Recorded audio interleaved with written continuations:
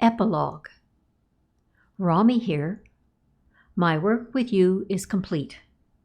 We have discussed some very deep, as they say, subject matter concerning living in the world today. It has been carefully curated for those who seek to revisit it. If Christ loves more today than yesterday, our project of modeling Christ's energy and using its 10 distinct powers to create miracles will be a smashing success, eventually.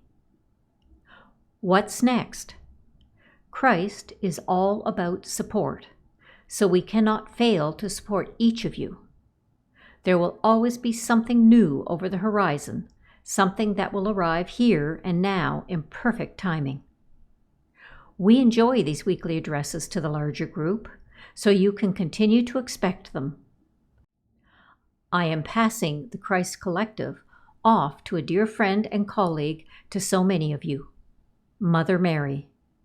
She will speak to you weekly starting on Sunday, January 30th, 2022, through this same channel. Her series will be titled The Flowering of Christ. May peace be with each of you, in love and service. Rami.